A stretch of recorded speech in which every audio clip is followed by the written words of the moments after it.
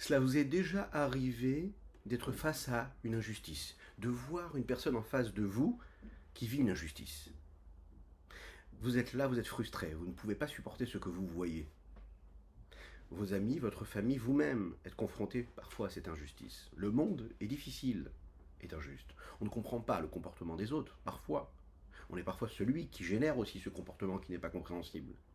Le manque de justice réveille en nous une nécessité de vengeance. Oui, on ne veut pas laisser les choses se faire comme ça.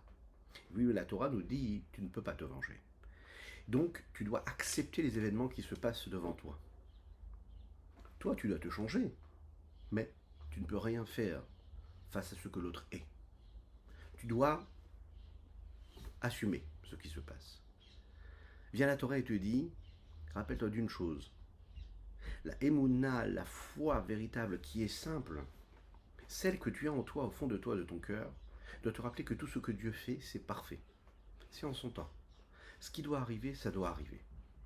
Attention, ça ne veut pas dire qu'on doit baisser les mains et ne pas rajouter du bien. Mais combattre le mal par le bien, c'est la seule chose qui nous reste à faire, et comprendre que tout est fait, tout est voulu par Akadosh Baruch Hu. Tout est voulu par Dieu, au moment où il le décide. Boker Tov les Koulam, bonjour à toutes et à tous. Infiniment heureux de vous retrouver en cette magnifique matinée que Dieu nous offre sur la terre. J'espère que vous allez bien. On va démarrer ensemble notre Tania du jour, qui comportera le Tania d'hier et d'aujourd'hui. Pour conclure ce chapitre-là, je vous souhaite bien sûr de passer une excellente journée d'ores et déjà. N'oubliez pas de partager, de liker et de commenter cette publication, afin que nous soyons encore et toujours plus à étudier cette sainte Torah. Un très très grand bonjour à Mendel qui nous suit, Baruch Hashem. Et également, nous étudions pour la refoua chez les mal guérison totale et complète de Avraham Nissim Ben Sultana, mais aussi de Chaya Mushka Bat Mesaouda. Et nous étudions Leïl Nishmat Aviv Mori Reb Reuven Ben Isser Alav Shalom. Juste après ces quelques notes de Nigun, on pourra développer ensemble notre Tania du jour, la 12e lettre de la Igeret HaKodesh, cette partie du Tania du Rabbi Shlomo Zalman de l'Iyadi. Tadadalaya, mai tadadalaya, tadadaya, ya ya ya ya ya ya ya ya ya ya ya, mai tadadalaya, ai tadadalaya, tadadaya, ya ya ya ya ya ya ya ya, ai tadadalaya, ai tadadalaya, tadadaya, ya ya ya ya ya ya ya ya. Ay tararalaya, ay tararalaya, ay tararaya, ay ay ay ay ay ay ay ay ay. Tadalay tararalaya, may ay taraya, may tararalaya, ay ay ay taraya. Ay tararalaya, mama mama mama mama, ay tararaya, ay ay ay ay ay ay ay ay ay ay, tararaya, ay ay ay. Ay ay ay ay ay ay ay ay ay ay ay.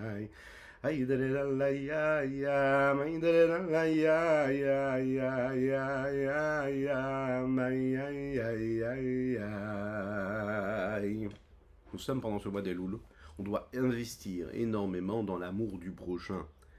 Elul, Ish, les Rehehu, Matanot, Leivionim. Il faut se rappeler, c'est que ces initiales là du mois d'Elul nous rappellent que le mois d'Elul c'est le mois de l'amour. Le mois de l'amour parce qu'Akadosh Baruch Hu nous aime plus, il dévoile son amour. Le roi est dans les champs, le roi nous montre, il nous motive à revenir vers lui parce qu'il donne ce chesed. Il est là, avec bonté, il se présente à nous et à travers les 13 attributs de miséricorde, vraiment il vient vers nous. Il se rapproche de nous. On a beaucoup moins d'efforts à faire que le reste de l'année. Il ne faut pas laisser passer une seule minute de ce mois-là pour se rapprocher encore un petit peu plus d'Akadosh Baruch Hu, de notre Créateur. Et d'ailleurs, c'est le sujet qu'on va aborder aujourd'hui, le chesed, la bonté. C'est-à-dire que l'effort que l'homme doit faire toujours pour,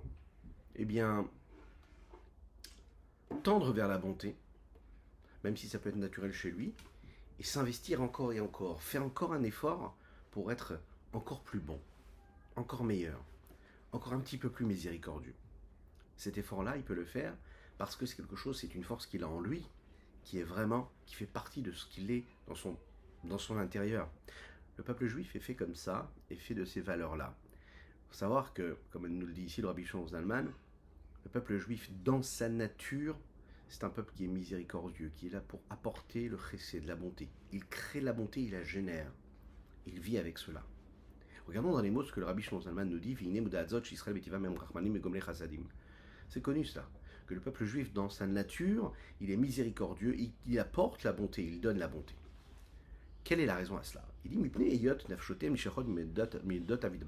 étant donné que la nefesh, l'âme du juif, elle vient des attributs de Dieu, et les attributs de Dieu, ce sont des attributs qui sont motivés, qui sont poussés par le chesed de manière tout à fait naturelle. On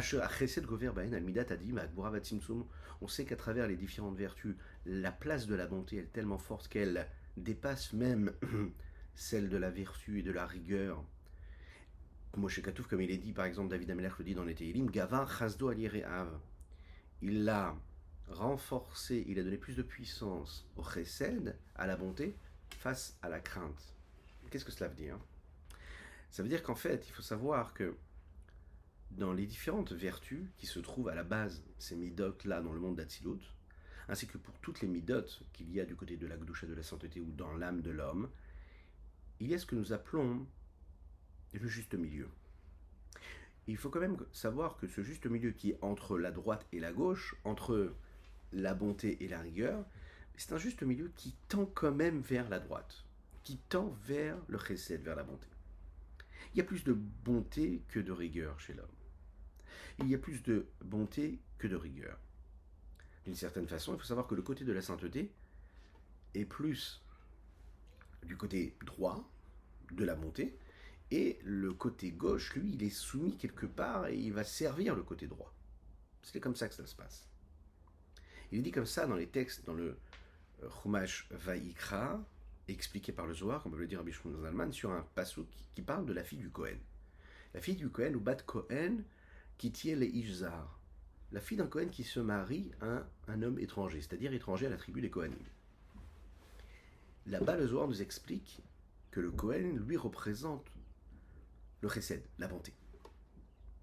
Il est dit là-bas que la Bat Kohen, le Zohar nous dit que c'est considéré comme la Neshama, l'âme. L'âme, en fait, quand elle descend et qui va dans ce monde et qu'elle s'habille dans le corps matériel, dans l'âme animale, c'est un peu comme si qu'elle se mariait à quelqu'un d'étranger à ce qu'elle est, à savoir elle, fille de Kohen. Ce Kohen-là qui se trouve dans chaque endroit dans le chesed, avec cette bonté, à l'opposé du Lévi qui lui est du côté de la rigueur, c'est la raison pour laquelle la fille du Kohen qui est la Nefesh Elokit, c'est-à-dire cette âme divine-là, supérieure, va toujours en réalité se pencher plus vers la droite que vers la gauche. Comme il est expliqué dans le Zohar concernant cette Bat Kohen, cette fille de Kohen. Maintenant, comment est-ce que nous, on peut tendre plus vers le chesed que vers la rigueur? D'ailleurs, ce serait dommage de ne pas profiter de cela, puisqu'on sait très bien que tout ce que nous faisons ici-bas génère un juste retour des choses de la part d'Akadosh Baruch Hu. Donc, c'est-à-dire que si moi, ici-bas, je tends vers la droite, ben Dieu aussi, en retour de cela, va aussi tendre vers la droite. Et il va me donner aussi. Il sera plus du côté de la bonté que de la rigueur. Celui, de cette façon-là, dans l'acte de tzedaka, lorsqu'un homme donne de la tzedaka, mais parce que c'est dans sa nature, ça fait partie de ce qu'il est. Un juif a de la pitié, a de la miséricorde, et d'une certaine façon, il ne peut pas faire autrement que de donner. Eh bien, Nikret Beshem Maaseh Tzedaka, elle est appelée l'action de la tzedaka. Qu'est-ce que ça veut dire? On n'appelle pas ça juste de la tzedaka, on appelle Maaseh Tzedaka. L'acte de charité, l'acte de don. Tzedaka, justice. C'est-à-dire que quand je donne, j'ai l'impression de rétablir une justice. Cet homme qui est en face de moi devrait avoir comme moi ou plus que moi. Et même lorsque je n'ai pas, c'est-à-dire que par rapport à mes critères de ce que je suis censé posséder d'après ce que moi je voudrais avoir, j'ai l'impression de ne pas avoir tout ce que je devrais avoir, la Torah me dit, ce que tu as, tu peux le donner à l'autre. Tu dois le donner à l'autre. Le fait de faire cela, eh bien, ça permet en fait à l'homme de sortir de sa condition. Et ça permet aussi à Kadosh Baruch Hu de dire, voilà, j'ai quelqu'un en face de moi qui, lui, ne calcule pas, ne juge pas la personne qui est en face de lui, et ne se juge pas en fonction d'un homme, c'est-à-dire en se disant, Moi, ce qui me revient, c'est tant et tant. Et puisque je n'ai pas tant et tant, cela veut dire qu'il me manque quelque chose. Un homme qui ne regarde pas cela, qui ne calcule pas de cette façon-là, mais qui regarde son frère juif pour ce qu'il est, au-delà des corps, il regarde son frère d'âme. Et ce qu'il a dans la poche gauche, il peut la mettre dans la poche droite. Et ce qu'il a dans la poche droite, il peut la mettre dans la poche de son prochain. Et pour lui, c'est tout à fait pareil. Pour lui, c'est tout à fait normal. Parce qu'il ne se sent pas avoir quelque chose de plus que l'autre a, puisqu'il est véritablement dans cette notion-là de frère, d'amour du prochain. Alors à ce moment-là, Maaseh Hatzdaka. Il fait la tzedaka. C'est pas juste la tzedaka, c'est qu'il est en train de faire un acte de tzedaka. כי שם מעשה נופל לדבר שכבר נעשה ושנעשה תמיד ממילא. והיא דבר ההווה ורגיל תמיד. La différence que l'on peut faire entre Maaseh et Avoda, elle est là. Et nous allons le voir tout de suite. Il y a faire quelque chose qu'on a déjà fait, qui est fait maintenant et qui sera fait encore. Et il y a ce que nous faisons à travers un effort particulier. Il y a un processus qui est fixe, qu'il y a à l'intérieur de lui. Et il va en réalité faire ce qu'il fait maintenant comme il a fait avant. Il a l'impression de refaire quelque chose qu'il a déjà fait. Viavkan, ici aussi, Arimidat Achesed Varachamanout de Bab Nafshot Kolbet Israël Mikvar. Il faut savoir qu'ici aussi, cette vertu-là de bonté et de miséricorde, elle est ancrée dans l'âme de chacun et chacune du peuple juif.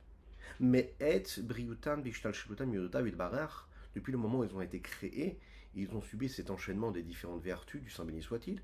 Comme il est dit dans le Chumash Bereshit, qu'Akadosh Baruch Hu a insufflé un souffle de vie dans l'homme, comme nous le lisons tous les jours dans les bénédictions du matin, Ve'ata nefartabi, et toi, tu as soufflé en moi, tu as insufflé en moi ce souffle-là. Dans le Zohar, il est expliqué, au man de nafar, celui qui souffre, roulé, etc. Vous vous en souvenez, nous en avons parlé dans le 2e chapitre du Tanya. Cette nefesh Elokit qui a été donnée au moment de ce moment-là où Akadosh Baruch Hu il insuffle, cette parole de l'homme, c'est pas son souffle, c'est différentes formes qu'il crée à travers ce que sa bouche est capable de faire comme forme. La parole de l'homme, ça n'est pas son souffle, c'est les formes qu'il crée. Alors que quand un homme souffle depuis ses profondeurs, depuis ce qu'il a de plus profond en lui, eh bien, il sort quelque chose de beaucoup plus profond que ce qu'il va sortir à travers les lettres et les mots qu'il forme avec sa bouche. Il y a une pureté, quelque chose de beaucoup plus profond. Le souffle, ce ne sont pas les mots. Ce n'est pas les mots. L'âme de l'homme, lorsqu'elle est créée des profondeurs d'Akadosh Baruch Hu qui insuffle la Neshama, c'est Chelek Elokam Imal Mamash. C'est une partie de Dieu véritablement. Le reste du monde a été créé à travers la parole de Dieu. C'est une forme d'expression superficielle de l'essence même du divin.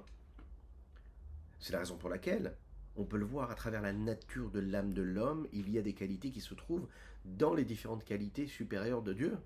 Parce que là, ça n'est pas juste la parole comme toutes les autres créations, mais c'est un souffle de Dieu qu'il y a chez l'homme. Et donc, la maîtrise qu'il va y avoir des autres vertus grâce et par la maîtrise de la vertu de bonté sera encore plus présente chez le juif, puisqu'il va générer son énergie, il va trouver son énergie, il va la revitaliser à chaque instant de son existence, tous les matins, chez Akadosh Baruch Hu, à la source. Et là-bas, à la source, le chesed, il a sa place, plus que le reste des autres vertus. Vegam bechol yom, chaque jour, veyom, betu mechadesh ma'aseh bereshit, on sait que Dieu renouvelle sa création, comme il est dit dans la Megillat Echa Chadashim la Bekarim Rabba Emunatecha. Comme dans toute la créature, ce souffle-là de Dieu, il faut le savoir, c'est pas juste un souffle qui a eu lieu le jour de la création de l'homme. Non, chaque jour, Akadosh Baruch Hu renouvelle ce souffle. Et donc avec cela, toute la nature des différentes vertus supérieures qu'il y a chez Dieu se renouvelle chez l'homme. C'est-à-dire, se renouvelle chez l'homme le potentiel, les capacités de se renforcer et de faire que la bonté sera beaucoup plus présente chez lui que toutes les autres vertus. C'est-à-dire que celui qui se dit, bon, mais je suis comme ça, je ne suis pas capable d'être quelqu'un d'autre, ouais, et qui se dit, voilà, je suis condamné à travers mes traits de caractère, se trompe. Même si tu as en toi une tendance, et tu as tendance à être plus du côté de la rigueur, plus du côté de la bonté, tu as du mal à trouver un juste milieu, tu as du mal à tendre vers le bon, tu as du mal à regarder l'autre, tu as du mal à être dans le positif.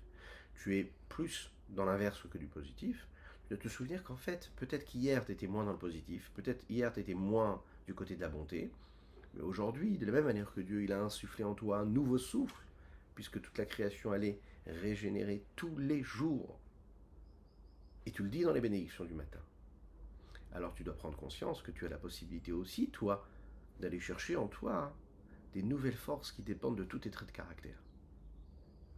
Lechaim, lechaim.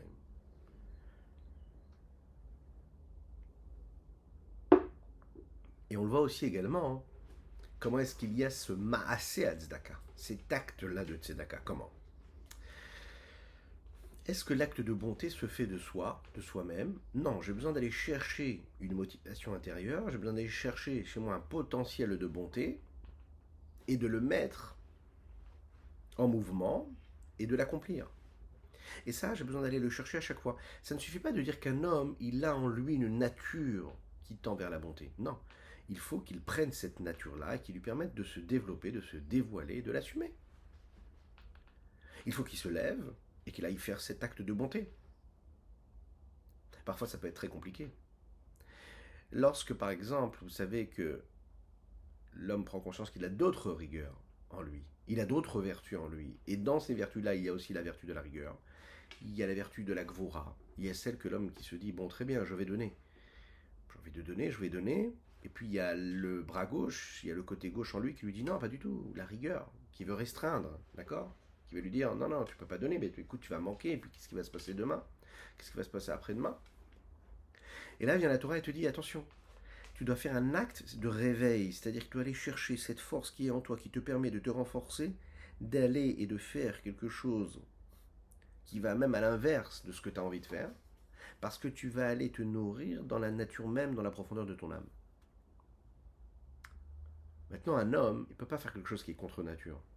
Vous avez des gens qui, toute leur vie, ont cette étiquette et ils l'assument. Ils vont vous dire, non, moi je suis quelqu'un plutôt de rigoureux. Dans tous les sens du terme. Donc j'ai de la rigueur dans ce que je fais, donc je le fais bien, avec rigueur. Mais je suis aussi très rigoureux, j'ai du mal, par exemple, à donner à l'autre. Cet homme-là, qui va calculer, qui va restreindre, qui va être... Alors, il va vous dire, mais ça, c'est ma nature. Et là, le rabbi Shlomo Zalman de Tanya lui dit, attends, sache une chose. Tu peux aller chercher une force qui dépasse ta nature. D'accord? Qu'est-ce que c'est, cette chose-là qui dépasse ta nature? Ça veut dire que Dieu, il renouvelle tous les jours un nouveau monde. Tu n'es pas le même, en fait. Le grand problème de l'homme, c'est qu'il est persuadé d'être celui qu'il était hier. Et qu'il est obligé de continuer à être celui qu'il était hier. Avec les mêmes tracas, les mêmes peines, les mêmes soucis, les mêmes joies, le même bonheur, les mêmes côtés positifs et les mêmes côtés négatifs. Le seul problème, c'est que quand l'homme vit comme ça, il y a un jour, il arrive à vivre avec le positif, et le négatif, il arrive à le balayer, mais le lendemain, c'est le négatif qui prend le pas, et donc il est négatif, et ce qu'il va faire, et ce qu'il va engendrer et causer, sera négatif, que Dieu nous en préserve. Lorsque l'homme comprend qu'en réalité, celui qui était hier, c'est pas du tout celui qui sera aujourd'hui, parce que un nouveau jour, c'est un nouvel homme, parce que Dieu a tout renouvelé encore une fois, alors à ce moment-là, il a en face de lui une richesse et une palette de nuances à travers toutes les vertus qu'il a en lui, qui sont partis se nourrir dans la source première de l'âme, à savoir ce souffle divin. Et là, le champ des possibles se présente à lui.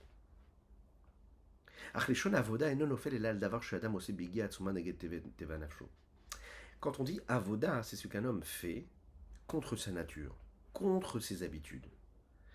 Il change, il répare, il fait différent de sa nature. Et ça nécessite et ça demande beaucoup d'efforts. Il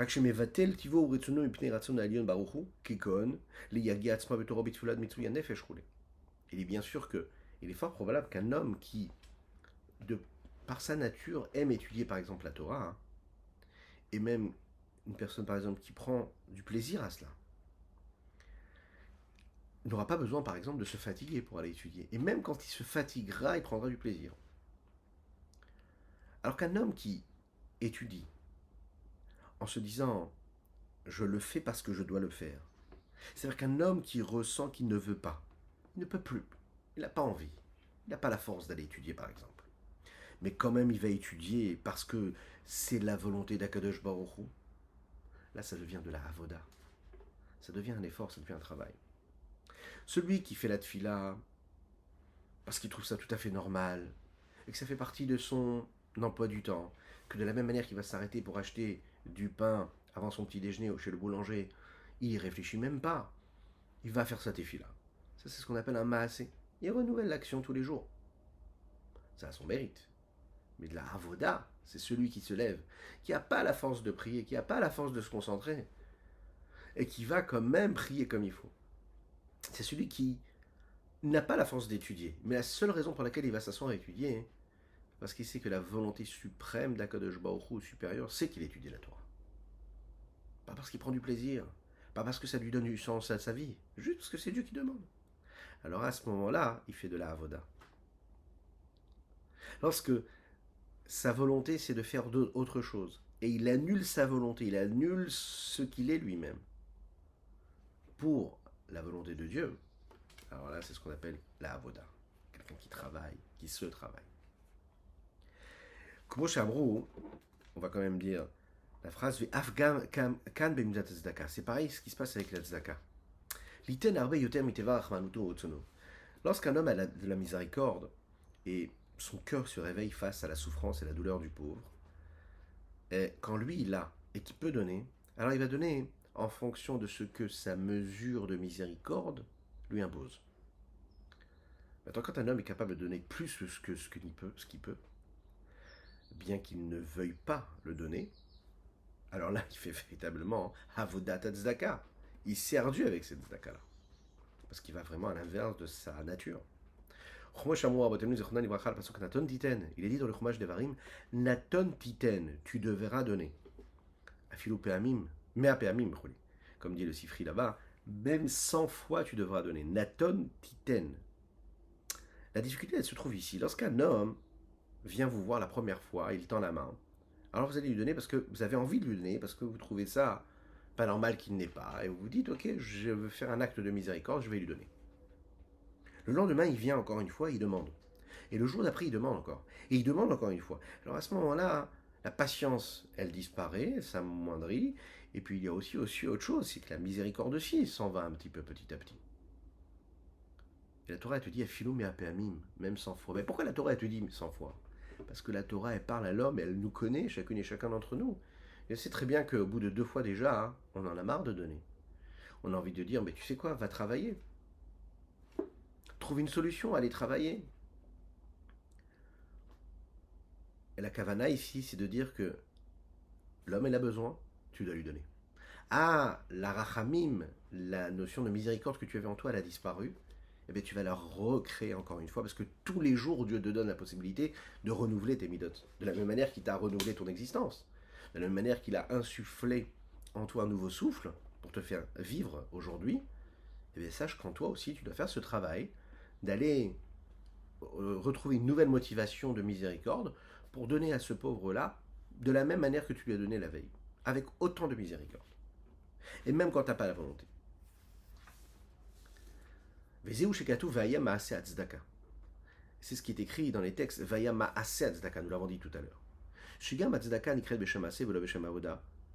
Même la tzedaka, qui elle est appelée maasé et n'est pas appelée avoda, ça veut dire que c'est un acte que je renouvelle tous les jours sans faire vraiment un effort ou un travail sur moi. Il dit quand même, à Fat Piken, quand même, il faut quand même savoir que c'est quand même considéré comme un acte de charité. Même si tu fais ça de manière tout à fait normale.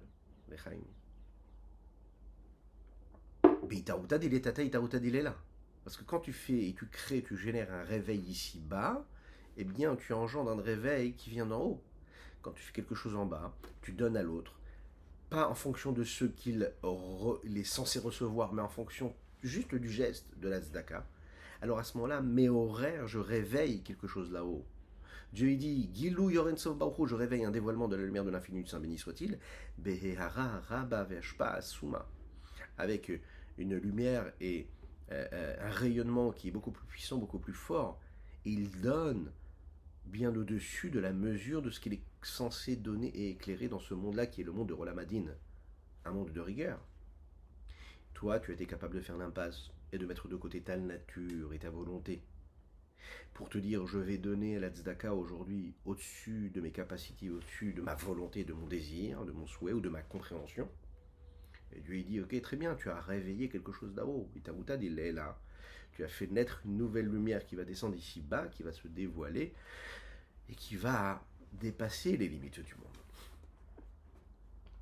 Comme il est dit un petit peu plus haut, que quand on réussit à faire descendre cette lumière-là, Naaseh Shalom Bim Romav, à ce moment-là, il y a une forme de paix qui se crée, qui s'installe, qui s'instaure, Bapamalia, là-haut, hein, dans le monde dans ce monde d'en haut, Vegam Bepamalia Shel Mata, mais également dans le monde du bas, ce monde dans lequel nous vivons. Donc auprès de Dieu, dans ces mondes célestes, mais aussi auprès de nous, de chacune et chacun d'entre nous, dans ce monde-là inférieur qui paraît être le monde limité. Le monde dans lequel nous vivons, c'est pas un monde qui, c'est non seulement pas un monde qui est juste éloigné de Dieu a priori, de manière visible, c'est aussi un monde dans lequel il y a une forme de voile qui cache cette lumière suprême que Dieu nous dévoile, même lorsqu'on génère ce surplus de lumière. Il est créé en fait ce voile-là parce que l'homme est capable de faire, malheureusement, c'est-à-dire ses agissements néfastes, son comportement, le fait qu'il ne réussisse pas à travailler ses traits de caractère, le fait que le mal existe beaucoup plus que le bon, le bien, et ses fautes aussi existent beaucoup plus.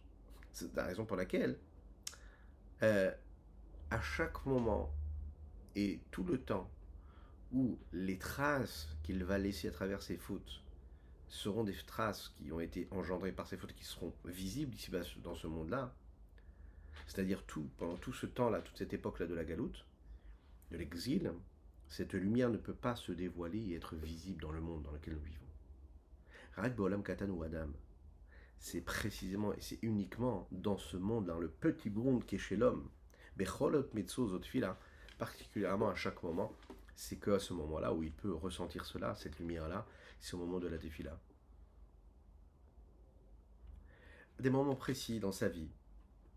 Quand je fais la tzedaka, ici-bas, je réveille une lumière qui vient d'en haut. Cette lumière-là, elle ne se dévoile pas partout dans le monde, c'est-à-dire dans la réalité quotidienne de chacune et chacun, mais il y a des domaines dans lesquels je vais pouvoir constater ce surplus de lumière. Particulièrement quand on va faire la tefila. Particulièrement, on va le voir un petit peu plus tard, le jour du Shabbat. C'est un moment où on sort de ce monde-là inférieur, on sort de ces traces-là qui ont été laissées par toutes les fautes de l'homme ou tous les voiles qui ont été créés par son comportement. C'est la raison pour laquelle on dit la tefila, c'est un peu, on l'a expliqué dernièrement, c'est un peu le Shabbat de la journée de l'homme. Il y a la semaine où on est dans le monde, dans le travail, dans le monde profane, et il y a le jour de Shabbat où on s'extripe de ce monde profane-là, et on s'élève, on se sanctifie. Mais il faut savoir que la tefila dans la journée de l'homme, c'est un petit peu son Shabbat. Il y a la journée où on est dans tous les sujets du monde, dans le profane, puis il y a des moments où 3 fois par jour, le matin, l'après-midi et le soir, on s'isole et on s'élève de ce monde-là, et on élève tout ce qu'on a pu faire les heures d'avant, et on les sanctifie pour Dieu. C'est ce qui se passe également dans la tzedaka. Pendant la tefila, et encore plus pendant la tefila de Shabbat, il y a cette notion-là de shalom, de paix qu'on est capable de créer ici-bas sur terre. David Amelech le dit dans les psaumes, c'est à travers cette justice-là que je suis capable de voir ce que tu es, à savoir la face que tu as. C'est quoi? De quelle face nous parlons ici? Nous parlons de la lumière, du dévoilement qui vient d'en haut, qui est réveillé, qui est suscité par l'acte de tzedek, de tzedaka, que je fais en bas. Alors au moment où je fais la tefila, je suis en mesure de voir ce rayonnement. C'est la raison pour laquelle nous avons l'habitude de donner une petite pièce à la tzedaka avant, pour réveiller cette lumière-là que l'on va pouvoir constater et recevoir pendant la tefila. Néanmoins, puisque cette tzedaka-là, elle n'est juste qu'un ma'asé, c'est-à-dire qu'un acte de tzedaka,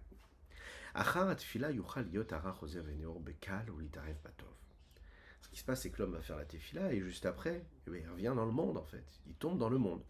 Et là, lorsqu'il est dans le monde, le mal peut revenir et se réveiller avec facilité et se mélanger au bien et reprendre du pouvoir, reprendre de la place.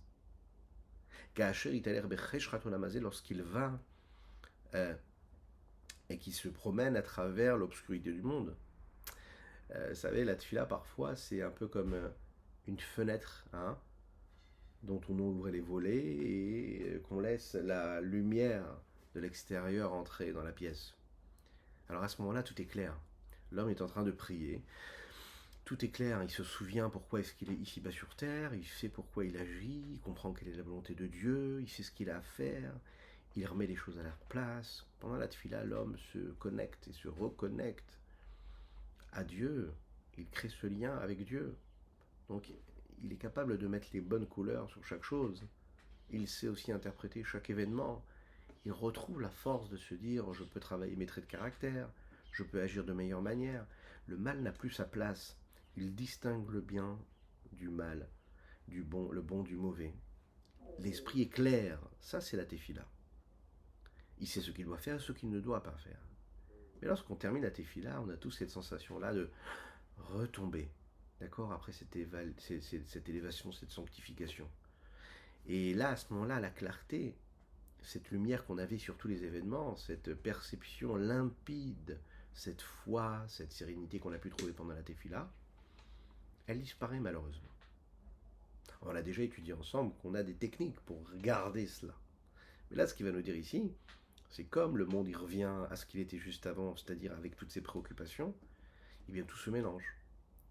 Donc, si la tzedaka que tu as fait, c'est une tzedaka que tu as fait qui était un maaseh tzedaka, c'est-à-dire que tu l'as fait de manière normale, sans avoir changé quelque chose en toi.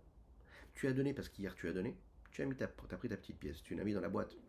Vous avez par exemple, on est tous confrontés à ça, vous êtes à la synagogue, vous êtes en train de faire la tefila, et puis il y a le gabaï, le responsable de la synagogue, qui va passer avec une petite boîte, et vous avez aussi des gens qui demandent, qui tendent la main. Alors, malheureusement, il y a ces personnes qui vont se dire non, je mets dans la boîte.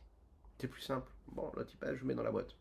Et la personne après qui va passer avec sa main, on va pas lui donner, que Dieu nous en préserve. Qu'est-ce qui se passe à ce moment-là dans la tête de l'homme? L'homme, il veut pas être dérangé, il est en train de faire cette tefila. Il dit, je dois donner la tzedaka, il prend la pièce, il va mettre dans la boîte. On pourrait dire ça, hein, comme, on pourrait interpréter ça comme le maaseh à tzedaka. Peut-être qu'on pourrait l'expliquer comme ça. Ça veut dire qu'il fait la tzedaka parce qu'il doit faire la tzedaka. La avoda, c'est te dire non, je ne vais pas mettre dans la boîte juste parce que c'est de manière mécanique comme ça ne me demande pas beaucoup d'efforts. Ça ne me demande pas énormément de miséricorde, de réveil en moi de miséricorde.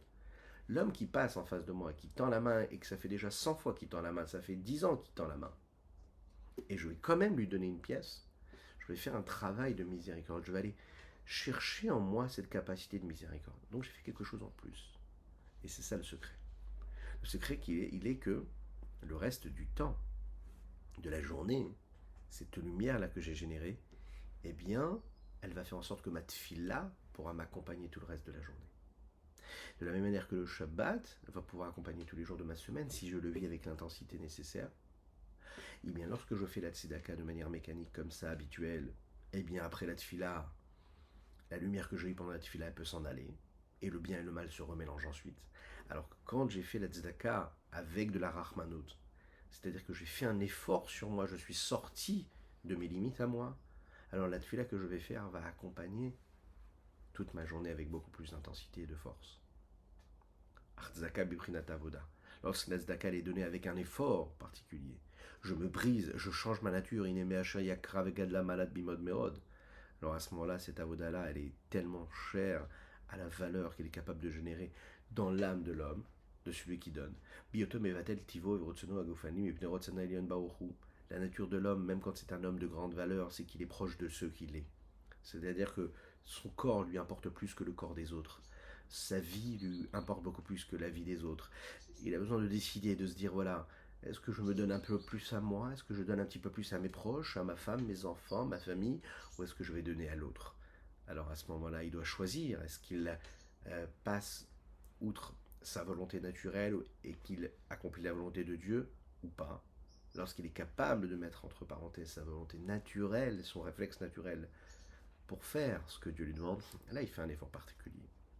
Parfois ça peut être complètement l'inverse. Ça va être, vous savez, ces personnes-là qui peuvent être capables, qui sont motivées pour donner de l'argent par exemple à une institution.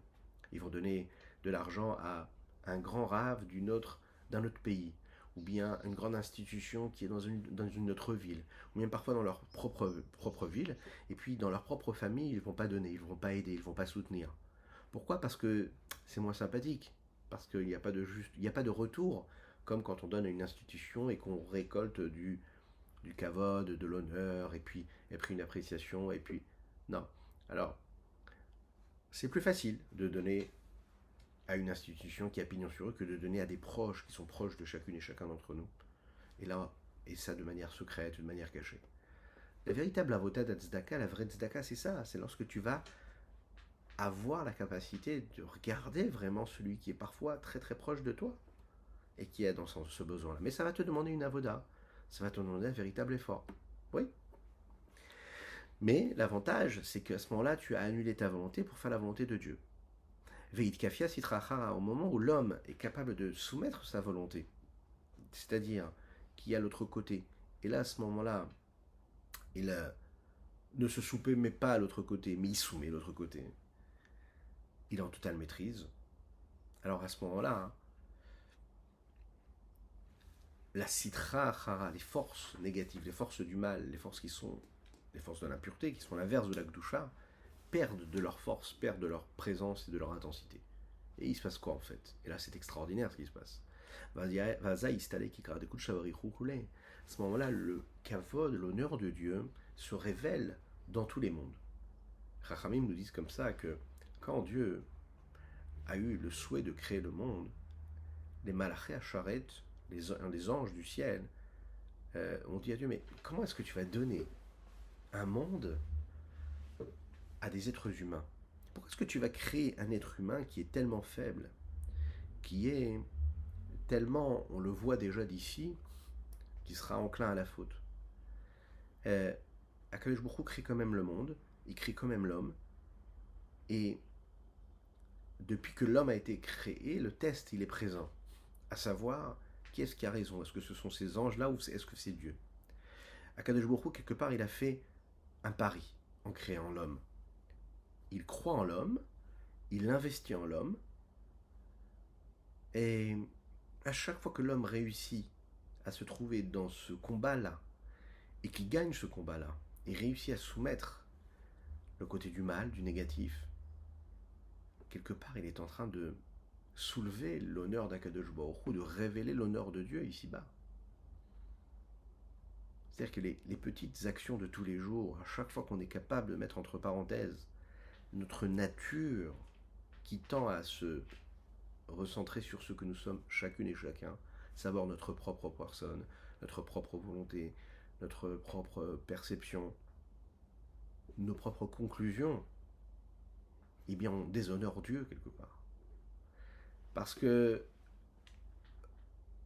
on vit pour ce que nous sommes nous-mêmes et on suit nos limites à nous. Dès l'instant où l'homme sort de ses limites et qui décide de ne pas succomber à ses tentations, de ne pas succomber à ses propres volontés, à ses tendances, à cette sensibilité qui est en fait auto-centrée, on est capable vraiment d'aller regarder ce que l'autre a besoin. On est capable de se dire je fais ce que je dois faire, pas parce que moi j'ai compris, pas parce que je le veux, ou pas parce que je ressens, mais parce que c'est Akadosh Baruch Hu qui veut. Alors à ce moment-là, on crée de la paix, de la sérénité, et à ce moment-là, on élève, on sauve l'honneur de Dieu quelque part. Et là, Dieu, il dit, j'ai fait un bon pari, et j'ai parié sur le bon homme. Mais qui comme le dit Shlomo HaMelech, le roi Salomon dans Kohelet, il dit, comme la supériorité de la lumière quand elle est justement dans l'obscurité. Cette lumière-là qui vient à partir d'un combat, pas une lumière qui est là et qui éclaire dans un monde qui est déjà éclairé. Une lumière, quand elle est même toute petite dans une pièce obscure, elle a une intensité, une puissance phénoménale. Il azote. En conséquence de quoi, lorsque la tzedaka elle est faite comme ça, plus que par la nature, c'est-à-dire en se faisant un travail, en faisant un effort, alors il y a eu à ce moment-là un changement particulier qui s'est opéré dans l'essence même de l'homme, et dans la nature même de la lumière qui a été générée dans cette tefila. Et comme il y a un changement de nature, alors l'homme qui est après la tefila ne sera pas le même homme qu'il a été juste avant la tefila. Quand l'homme change, ses actes changent aussi. Tu as l'impression de faire la même chose, mais si toi tu as changé, tu n'es plus le même homme que tu étais hier, eh bien ce que tu feras sera différent. Si dans ta tefila tu as mené le combat, et tu as livré un combat véritable face à ton ennemi, c'est-à-dire toi-même, et tu as réussi à passer outre tes limites, à vraiment faire une avoda, et que tu as donné la tzedaka alors que tu ne comprenais pas pourquoi tu devais donner, comment tu devais donner, mais tu t'es forcé à le faire et tu l'as fait en faisant un véritable travail, eh bien à ce moment-là, ta tefila elle sera différente et ce que tu vas générer après, ta tefila sera aussi différent. Rakim Adam Yorenu Yamshechenu Alatzmochaz Shalom. Un homme qui doit en réalité réussir pour des raisons quelconques, hein.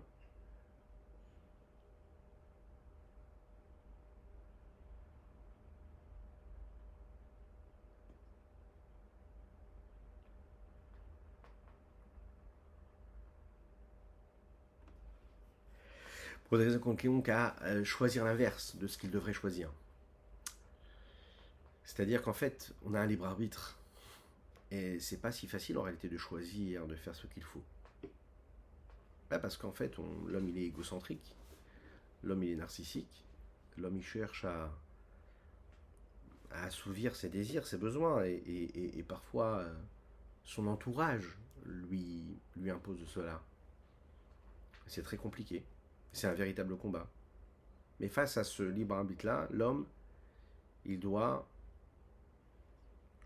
choisir véritablement le bon choix. Faire le bon choix, c'est-à-dire ce qui va lui permettre d'avoir une forme de sérénité réelle.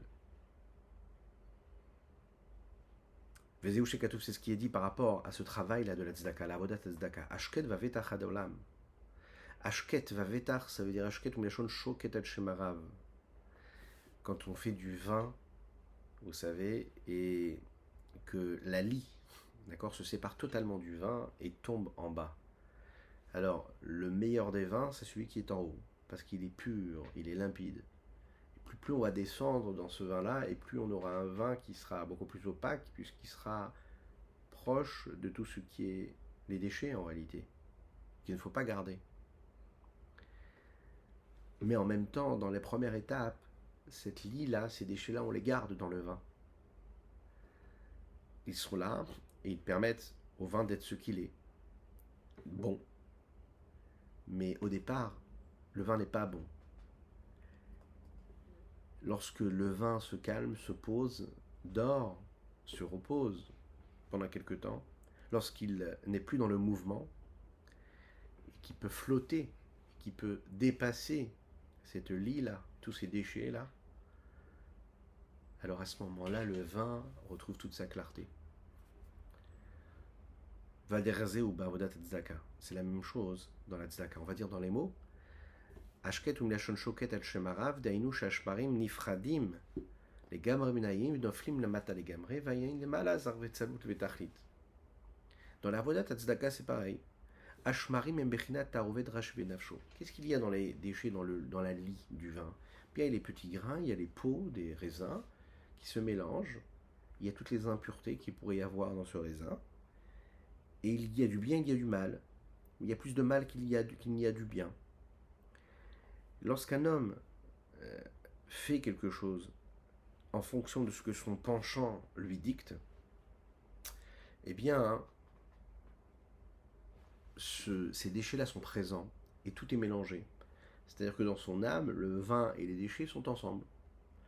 Dès l'instant où il fait la tzedaka, eh bien, la tzedaka, ça permet ce travail-là de purification. Hein, ça permet de presser ce raisin, de mettre de côté la lie, les petits déchets, et de laisser ce vin, cette pureté qu'il y a dans l'âme ressortir. Petit à petit, petit à petit, cela se dépasse, cela se sépare de ce qu'il est, jusqu'à ce que ça tombe le plus possible, et qu'il y ait en fait qu'un vin de sainteté, de pureté qui est là à ce moment-là qui ressort à la surface. Comme il est dit par le prophète Micha. À ce moment-là, l'eau devient beaucoup plus claire. Ça veut dire que quand l'homme est capable de rejeter les fautes qu'il a pu faire cet effort-là de donner tzedaka, bien les fautes n'ont plus de place et elles sont rejetées dans les profondeurs de l'âme. Et qu'est-ce que c'est Metsulot Yam? Metsulot Yam, c'est ce qu'il y a dans les plus grandes profondeurs. C'est une eau qui ne remonte pas. Lorsqu'on réussit à faire en sorte que la clarté, que la lumière, que l'on réussit à mériter d'avoir, parce qu'en fait c'est une lumière qui n'est pas juste passagère, mais c'est une lumière qui est fixe, parce qu'on a fait un vrai travail avant la tefila, on a fait un vrai travail pendant la tefila, alors cette lumière se pose sur nous, elle s'installe, elle reste là de manière fixe, elle ne s'en va plus. Et donc le mal, lui, est rejeté complètement dans les profondeurs de l'eau, et c'est pas avec autant de facilité qu'il remontera. Il faut se souvenir que ce travail de la tzedaka, et on conclut cette lettre-là du Rabbi Shlomo Zalman, annule complètement la nature profonde de base que l'homme peut avoir. Et il faut aller chercher quelque chose qui est totalement caché, et ce qui nous amène à un nouvel ordre, un nouveau système, un nouveau schéma de vie, de pensée, d'action, mais aussi un nouveau système qui est généré par de nouvelles motivations, une nouvelle nature, de nouveaux réflexes. Je ne donne pas une pièce par habitude, je le fais même quand je fais un travail sur moi. Voilà ce qu'on pouvait dire sur notre talia du jour, en vous souhaitant une excellente journée, que Dieu vous bénisse et qu'il vous protège et qu'il nous apporte cette lumière infinie qui est là, qui nous accompagne, qui ne s'en va jamais. Cette lumière de l'infini qui, Bezrat Hashem, arrivera très rapidement avec la venue de Mashiach Tzidkenu. Nous avons étudié le Nishmat Avihu Mori Reb Reuven Menisser, mais aussi l'Eilu Nishmat Chava Bat Sima, dont nous avons commémoré le Yortzeit hier. Chava Bat Sima, que je vous fasse que ces mots de Torah puissent être dits pour l'élévation de son âme. À bientôt.